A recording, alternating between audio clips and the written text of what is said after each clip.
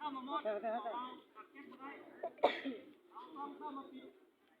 ื่อก็ใส่จังหวะตัวว่าตัวนี้แอบเลือดแดงเลยนั่งดูเรียนแล้วก็เวลานอกเลิกเลยของผมนี่เลิกแล้ว45นะเทียบเบสิกไม่กินอย่าไปเทียบไม่ดีนี่คือรัสเซียนะบอกว่าผักแค่นี้เข้ามาบนได้เนาะเนื่องจากว่ามีอุปสรรคสิ่งกีดขวางอันไหนก็แล้วแต่เนาะเข้าบนได้เอาตัวเองแล้วเข้ามารับรถใส่แค่นี้การเข้ามาเข้าดันหัวลมเด้อ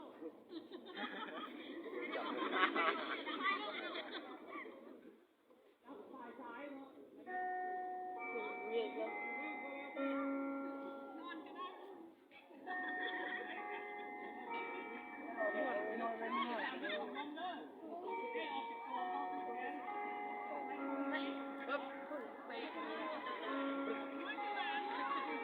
เอาเขาเลิกก่อนแล้ว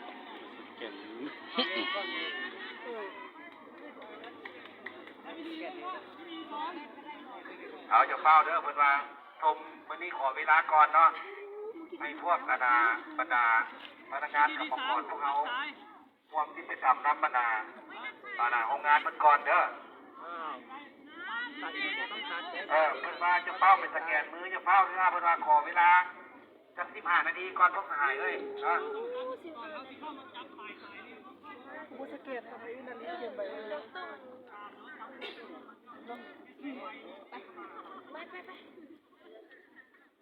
ยังพุ่งพนักงานแต่ละคนนะอย่าเฝ้าไปสแกนมือเด้อให้เบิ่งก่อนเด้อการมาก่อนมาเบิ่งก่อนไว้เสียเวลาหลายแล้วเด้อมาเบิ่งก่อนจะไหนมาลูกค้ามาถามว่าให้ผู้ใด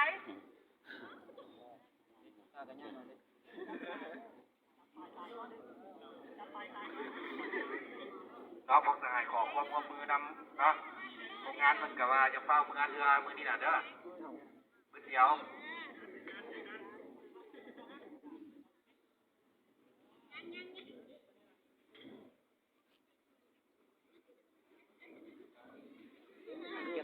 เหลือหัน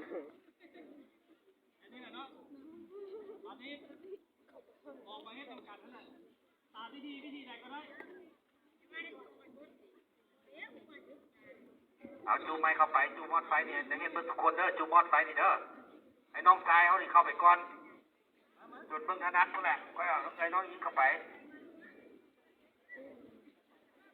ผมเลย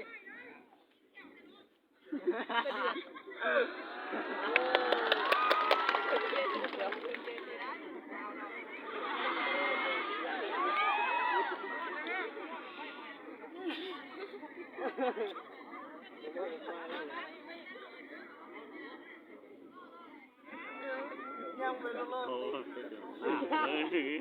ยังไปเจ็บ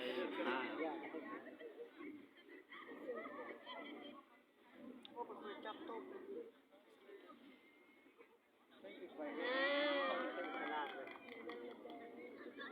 พับแถวกลางสายนี่เนาะมันจะง่ายกว่าrồi giờ tí trồng nát gì ạ trồng nát là khi để mất cho nó còn là qua và được cho nó sống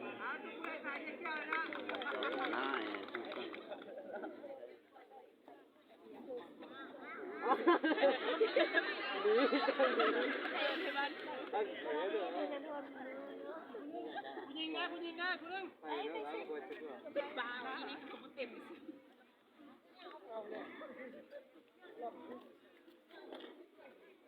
คุณนึงมา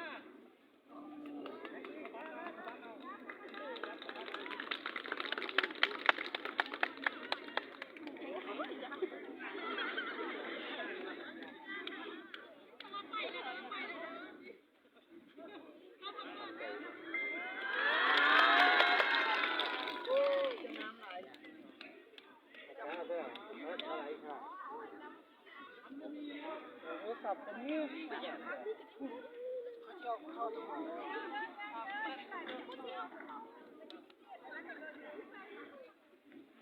ยังม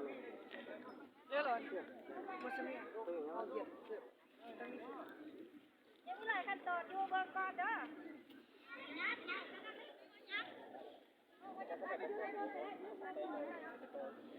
อันนี้กรณีว่าไฟนี่มันติดอยู่ในหัวครับโอ้อันนี้จับมันจะเกี่ยวนะสมมุติท่านไม่ได้มันมาเสียเลี้ยงหลักตัวยาวมาแล้วก็พอดีดีใจแล้วก็เอามาแต่นี่เลยไม่ไปเอาไว้เลย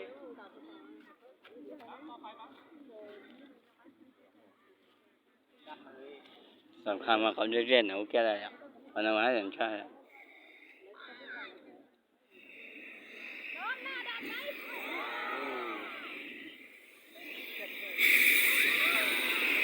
น้ำเบิ้งคือบอก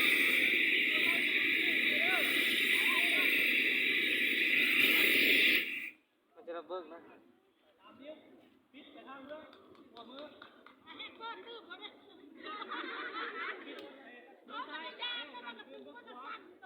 จะเฝ้าเมื่อเด้อพวกทหารเด้ออยู่นำก่อน เฮ้ย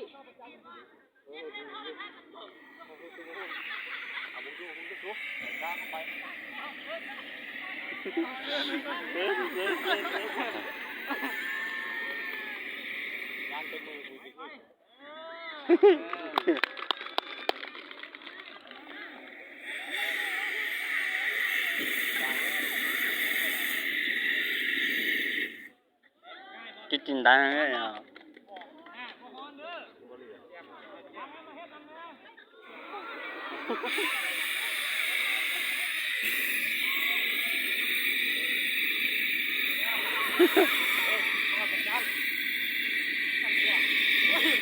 เปิดเต็ม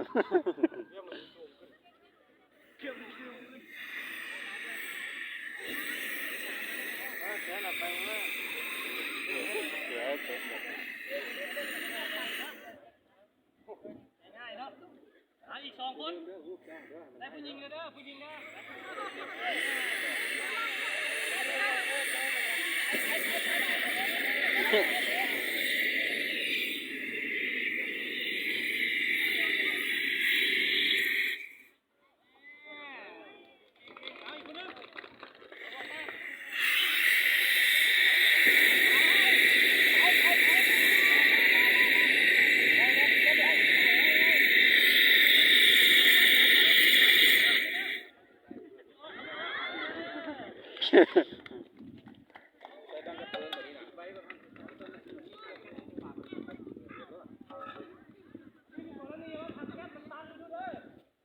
ความแรงของไฟเส้นในขนาดนี้เปิดจับออกขนาดนี้อันนี้มันต้องขนาดถ้ามันหัดแค่มันล้มลงปริมาณไฟมันจะไหลขึ้น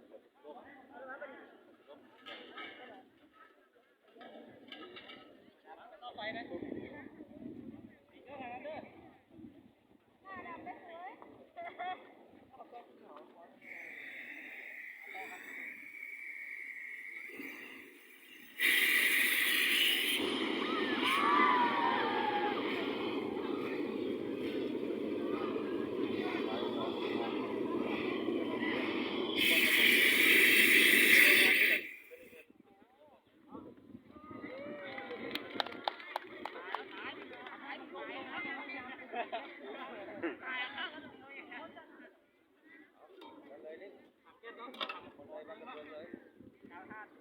เอาจุกปุ๊บพอมันสิ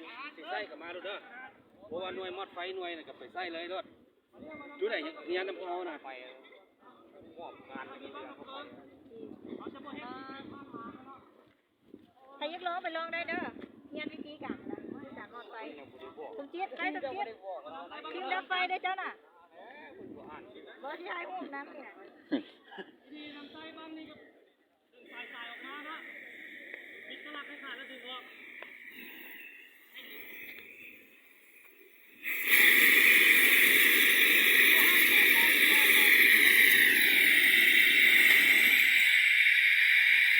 แป้งอ่ะ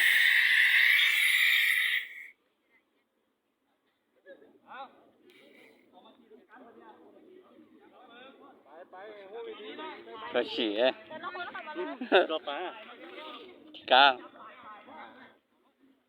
จับปลายท้ายแล้วจับกุ๊กไปนี่แล้วนี่